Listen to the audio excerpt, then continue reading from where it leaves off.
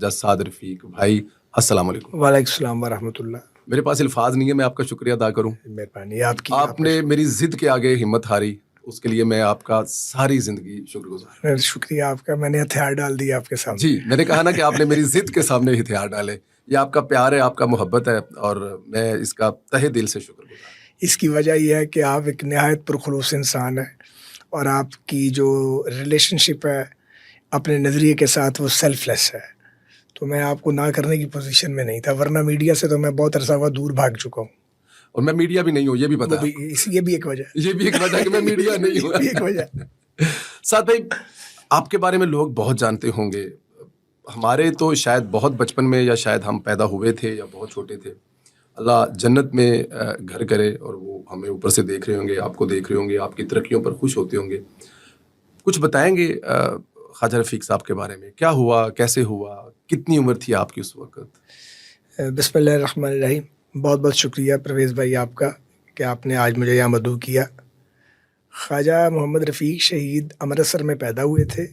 میرے دادا بھی امرتسر کی پیدائش ہیں۔ ہماری فیملی کا تعلق اننت ناگ سے ہے، وہاں سے مائیگریٹ کر کے امرتسر آئے ہیں، ددیال اور ننیال دونوں۔ اچھا جی۔ اور اس کے بعد جب یہ 47 کا ہوا ہے پاکستان کے قیام کا معاملہ، تو پھر مائیگریٹ کر کے ننیال اور ددیال یہاں لاہور آ کے شفٹ ہوئے ہیں۔ تو میری والدہ کی شادی جو تھی وہ 61 میں ہوئی تھی والد صاحب کے ساتھ۔ والد صاحب جو ہیں وہ امرتسر میں رہتے تھے، اور میرے دادا جان جو تھے وہ ویل اسٹیبلشڈ بزنس مین تھے، اور دلی میں ان کا مرکز تھا اور بھوپال میں۔ لیکن میرے والد اور میرے چچا جو تھے یہ وقف تھے پاکستان موومنٹ کے لیے۔ یہ لنڈن جا رہے تھے ڈاکٹر بننے کے لیے اس وقت، پاکستان بننے سے پہلے۔ تو وہ قائد اعظم کی کال آ گئی، اپنے والد کی یعنی میرے دادا جان کی خواہش کا احترام کیا، اور میرے والد اور چچا جو تھے وہ امرتسر میں ہی رک گئے، اپنے پیرنٹس کے بعد دہلی نہیں گئے جہاں پہ اسٹیبلشمنٹ تھی ساری فیملی کی۔ یہاں پہ آبائی گھر تھا، تو یہاں پھر میرے والد صاحب جو تھے وہ مسلم اسٹوڈنٹس فیڈریشن امرتسر کے سیکرٹری جنرل تھے، اس وقت ٹین ایجر تھے، ابھی 20s میں نہیں آئے تھے۔ تو جو پنجاب میں مسلم اسٹوڈنٹس فیڈریشن کا ہسٹوریکل رول ہے پاکستان کی تحریک کی کامیابی میں، اس میں جو ینگسٹرز تھے ان میں میرے والد صاحب بھی شامل ہیں۔ پاکستان بن گیا۔ پاکستان بننے کے بعد مسلم لیگ پر قبضہ ہو گیا ان یونینسٹ جاگیرداروں کا جن کا پاکستان بننے میں کچھ لگا نہیں تھا، اور یہ تقریباً پورے متحدہ پاکستان کے حالات تھے۔ اس طرف بھی لوگ اور طریقے سے قبضہ کر رہے تھے مسلم لیگ پہ، وہ گھس بیٹھیے جیسے آ جاتے ہیں جب ایک نیا ملک بن گیا تھا۔ تو جو پہلا ریبیل ہوا اس دور کے مسلم لیگ میں، وہ حسین شہید سروردی صاحب کی قیادت میں جنا عوامی لیگ بنائی گئی۔ تو جو پہلی حزب اختلاف تھی لیڈ بائی حسین شہید سروردی، اس میں میرے والد صاحب بھی شامل تھے۔ تو یہاں سے پھر ان کی پولیٹیکل سٹرگل پاکستان کے اندر جو تھی اس نے ایک نئی کروٹ لی۔ اور پھر جو ایوبی مارشل لاء ہے 10 سال کا، اس میں الحمدللہ میرے والد کی آواز توانا ترین آوازوں میں سے ایک تھی۔ کئی بار وہ پابند سلاسل ہوئے۔ تب بھٹو مرحوم جو تھے وہ ایوب خان صاحب کے ساتھ تھے۔ اس کے بعد وقت نے پلٹا کھایا، اور بھٹو مرحوم نے ایوب خان صاحب کو خیر آباد کا۔ تو بہت سارے جو ایوب خان کے اپوزیشن کے مستند لیڈر تھے انہوں نے بھٹو صاحب کی لیڈرشپ کو تسلیم نہیں کیا، ان میں خواجہ رفیق صاحب بھی شامل تھے۔ تو ڈے 1 سے اختلاف رہا۔ میرے والد صاحب کا یہ خیال تھا کہ یہ جو سانحۂ مشرقی پاکستان ہے سپریشن کا، اس میں جہاں مارشل لاؤں کا بہت بڑا رول ہے، بلکہ میجر رول انہی کا ہے، اور ناانصافیاں ہیں جو بنگالیوں کے ساتھ کی گئی ہیں، اس کے ساتھ ساتھ وہ سمجھتے تھے کہ بھٹو صاحب کا بھی اس میں رول ہے۔ میں آپ کو یہ بھی بتاتا چلوں کہ شیخ مجیب اور میرے والد صاحب بڑے قریبی دوست تھے، کیونکہ عوامی لیگ میں اکٹھے تھے نا، کامریڈ تھے۔ اور جب مادر ملت کی کیمپین چلی ایوب خان صاحب کے خلاف، جب پریزیڈنشل الیکشن لڑی مادر ملت، تو میرے والد صاحب جو تھے وہ ویسٹ پاکستان میں ان کے چیف الیکشن ایجنٹ تھے۔ تو ایک بڑا ان سے کم مجیب الرحمان صاحب سے تعلق تھا، لیکن جب انہوں نے 6 پوائنٹس کے اوپر 6 نکات پیش کیے، پھر دونوں دوستوں کی آپس میں علیحدگی ہوئی، اور وہ پھر دوبارہ ظاہر اکٹھے نہیں ہو سکے نظریاتی طور پر۔ جی آبویسلی۔ تو والد صاحب کا بھٹو صاحب سے ایک اختلاف تھا۔ بھٹو صاحب جو تھے وہ دیکھتے دیکھتے پاپولر لیڈر بن گئے۔ یہ جب 70 کے الیکشن میں پیپلز پارٹی جیتی تو جو روایتی جماعتیں تھیں ان کو شکست ہوئی. اس میں نوابزادہ نصر اللہ خان صاحب کی ڈیموکریٹک پارٹی بھی شامل تھی جن کے دستے راز تھے میرے والد صاحب. تو وہ ہمارا نوابزادہ صاحب کے خاندان سے بہت تعلق رہا ہے. میں بھی ان کا نیاز مند رہا ہوں. بچپن میں ان کے کمرے میں کھیلتا بھی رہا ہوں جا کے, جوانی میں بھی ان سے ملتا رہا ہوں جا کے. تو بڑی عقیدت اور احترام کا ہمارے خاندان کا رشتہ ان کی پوری ہلکی پھلکی سیاست بھی ان کے ساتھ کی ہے آپ نے؟ نہیں, میں نے نہیں, میرے والد صاحب نے. جی. تو پھر والد صاحب کی ان سے علیحدگی ہو گئی تو انہوں نے اپنی جماعت بنائی, پاکستان اتحاد پارٹی. جی جی. یہ ہے 72. جی. 72 کا یہ شاید سیکنڈ کوارٹر ہے. وہ جب والد صاحب نے اپنی جماعت بنائی تو بھٹو صاحب کو 1 سال ہو گیا تھا پاور میں آئے ہوئے, اور وہ جو اس وقت کی پیپلز پارٹی کی جمہوریت تھی اس کا مذاق پھر قوم چکھ رہی تھی. تو والد صاحب نے بڑی اسٹرانگ اپوزیشن شروع کر دی. ان کو تھریٹس بھی آتی رہیں. ان کو بہت اہم لوگوں نے بتایا بھی کہ آپ اتنے بلنٹ نہ ہوں, لیکن وہ بہت زیادہ بلنٹ تھے. میں کچھ بھی نہیں ہوں, بہت زیادہ. تو وہ پھر اپنی تقریروں میں انہوں نے کہہ دیا تھا کہ مجھے آپ کا پیغام مل گیا اور مجھے پتہ ہے کہ آپ میری جان کے درپے ہیں, لیکن میں باز نہیں آؤں گا. یہ ریکارڈ کا حصہ سارا کچھ تقریریں وہ ساری اس دور کے اخبارات میں چھپی ہیں, کیونکہ ایوب خان کا دور آمریت گزر چکا تھا. اب جن لوگوں نے ایوبی آمریت کا مقابلہ کیا ہو, جنہوں نے گورے کی جیل کاٹی ہے, وہ تو پھر ان کے لیے تو پاکستان جنت تھا. جنت تھا. اور جب اس جنت میں کوئی خرابی پیدا کرے گا تو وہ اس سے لڑیں گے. بہرحال اس کا نتیجہ یہ نکلا کہ 20 دسمبر 1972 کو تحریک استقلال لیڈ بائی سر خان صاحب جی. اور خواجہ رفیق صاحب, جن کی ابھی ننھی منی جماعت تھی اتحاد پارٹی جس کی عمر 4-5 مہینے تھی, اور لاہور کے وکلاء جن کی قیادت اس وقت ایک معروف لیڈر تھی رابعہ قاری ایڈوکیٹ, یہ لوگ کر رہے تھے. رائٹ. یہ 20 دسمبر 1972 کو یہ بلیک ڈے آبزرو کیا اپوزیشن نے, اور شاہراہ قائد اعظم پہ جلوس نکالا. تو وہ اس جلوس کو گھیر لیا پیپلز گارڈ نے, جو اسی مقصد کے لیے بنائے گئے تھے اس دور میں. آج تو پیپلز پارٹی بڑی ریفائنڈ پارٹی ہے اور اس نے بڑی مار بھی کھائی ہے ضیاء اللہ کی آمریت. تو پیپلز گارڈ جو ہے وہ پاکستان پیپلز پارٹی کے آفیشیل, ان کی وہ آف شوٹ تھی نا. تو وہ انہوں نے گھیرا ہوا تھا اور وہ گالی گلوچ اور دھمکیاں دے رہے تھے. یہ سارا رپورٹڈ اخبارات میں, میں اپنے پاس سے نہیں کر رہا بات. تو وہ جلوس ختم ہو گیا. اصغر خان صاحب اپنے باڈی گارڈز کے ساتھ چلے گئے. میرے والد صاحب واپس آ رہے تھے گھر. تو پنجاب اسمبلی کی بیک سائڈ پہ ان پہ حملہ کیا گیا. تو وہ موقع پہ ان کو 5 گولیاں لگیں, اور جو قاتل تھے وہ پیپلز پارٹی کے پرومیننٹ لوگ تھے. جو لیڈ کر رہا تھا اس کا نام آصف طاری تھا, اور وہ میاں افتخار طاری کا سگا بھتیجا تھا جو لیاقت باغ فائرنگ کیس کا بھی ملزم تھا. تو وہ والد صاحب پھر موقع پہ ان کی شہادت ہو گئی. ہم بہت چھوٹے تھے, میں 5ویں کلاس میں تھا, سلمان 3ری میں تھا. ہم مقدمہ نہیں لڑ سکتے تھے, ساتھ تھا ہی کوئی نہیں. مگر میری والدہ جو ایک گھریلو عورت تھیں وہ بڑی جری خاتون تھیں. انہوں نے کہا یہ مقدمہ میں لڑوں گی. اچھا. جی ہاں, وہ مقدمہ ہم نے لڑا. آپ سب کتنے بہن بھائی تھے؟ ہماری ہمشیرہ کوئی نہیں ہے, 2 ہی بھائی ہیں. اچھا, 2 بھائی ہیں بس, اور ایک والدہ. 2 بھائی تھی اور والدہ تھی, اور والدہ نے ڈیسائیڈ کیا کہ 5 سال کے بچے جو 5ویں پڑھتا اور 3ری میں, ان کے ساتھ میں یہ مقدمہ لڑوں. جی. ددیال نے بھی ساتھ چھوڑ دیا, اور ننیال جو تھے وہ اتنے پڑھے لکھے تھے کہ ان کے پاس وقت نہیں تھا ہمیں ملنے کے لیے. سب سنیں گے لیکن مجھے اس کی کوئی پرواہ نہیں ہے, سچ یہی ہے. اب سب سے ہمارے تعلقات ٹھیک ہے. سب نے چھوڑ دیا طوفان میں ڈوبنے کے لیے.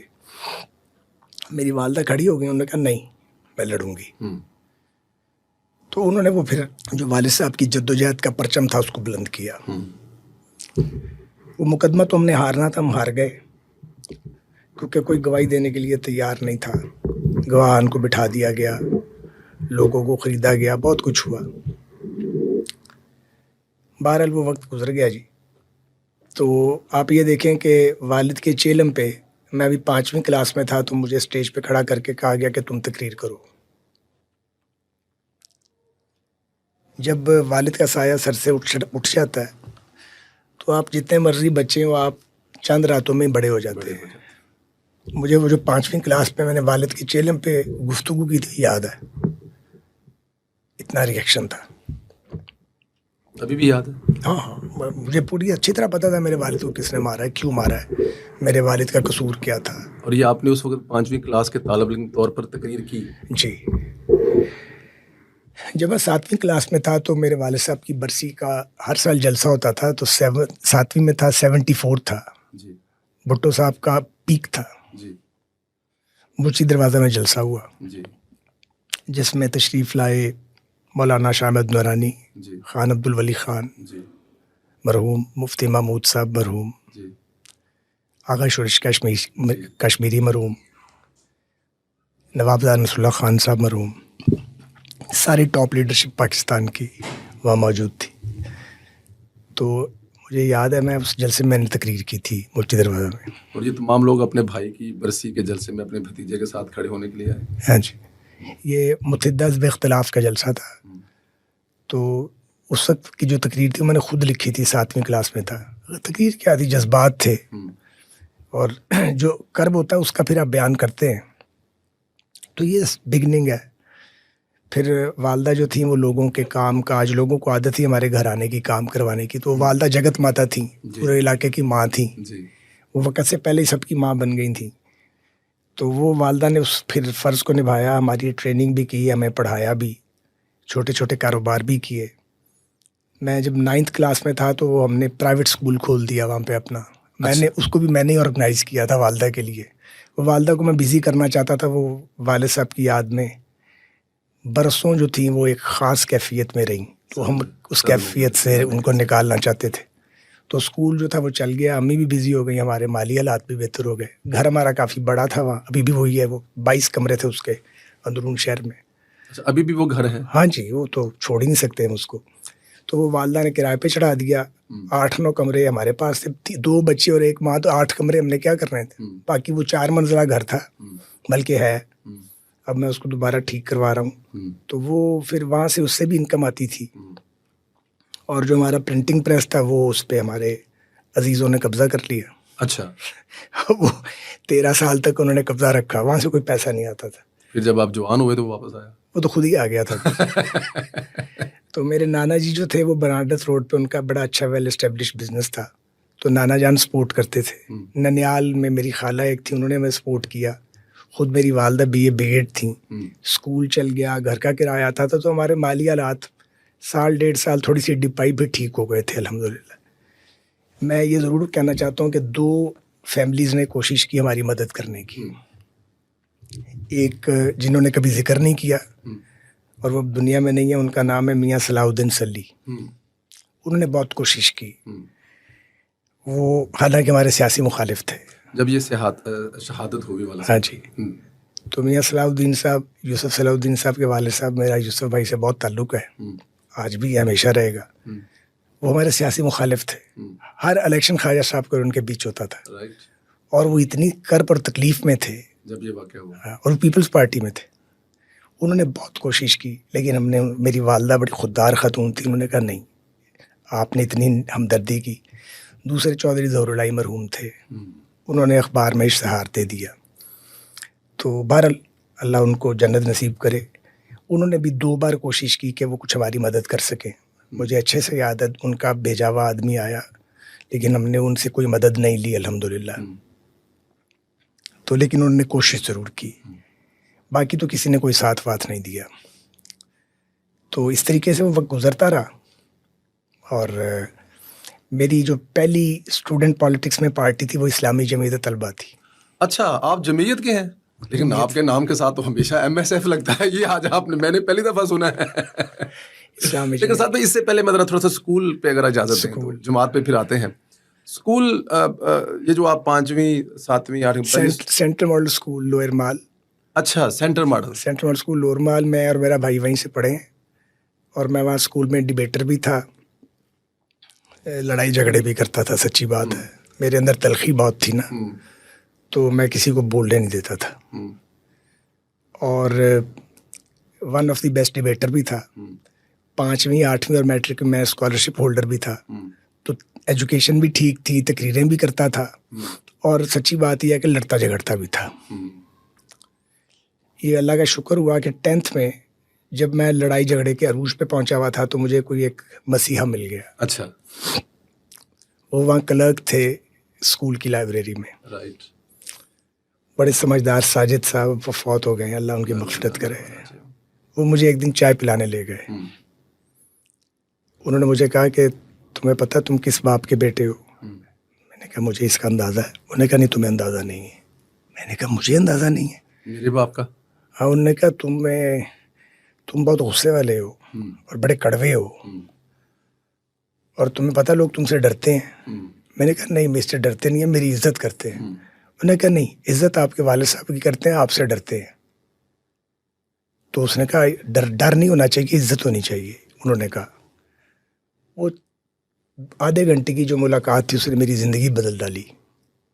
میں نے سوچنا شروع کیا. میرے ساتھ 150 لڑکے ہر وقت ہوتے تھے اسکول کے. 9ویں 10ویں میں؟ ہاں. اسکول میں کوئی ہمارے آگے بات نہیں کر سکتا تھا. ہم لڑتے وڑتے نہیں تھے لیکن لڑنے نہیں دیتے تھے کسی کو. فیصلے بھی نہیں کرتا تھا اسکول میں. تو اس دن جب میں گھر آیا تو وہ الفاظ میرے کانوں میں گونج رہے تھے. سونے لگا تو مجھے نیند نہ آئے. بہرحال سلمان کو پتا ساری بات کا. تو اگلے دن جب میں گیا تو میں وہ تھا ہی نہیں. ایک رات میں چینج ہو گیا تھا. 3 مہینے باقی تھے میرے بھی ہائی اسکول میں. تو آئی واز اے چینجڈ مین. میں نے محسوس کیا کہ خوف نہیں ہونا چاہیے، رسپیکٹ ہونی چاہیے. عزت ہے لیکن خوف بھی ہے، تو خوف ختم ہو جانا چاہیے. اس جذبے کے ساتھ میں گورنمنٹ کالج لاہور ایڈمٹ ہو گیا. میرے پری انجینئرنگ میں میرا میرٹ پہ ایڈمیشن ہو گیا. میٹرک میں نے اسلامی جمعیت طلبہ جوائن کر لی تھی.